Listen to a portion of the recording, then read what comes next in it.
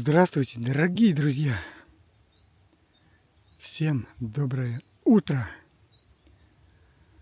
Оно у нас сегодня дождливое, всю ночь шел дождь. Сейчас на реке видны капельки дождя. Красота, благодать! Я всем желаю мирного неба над головой.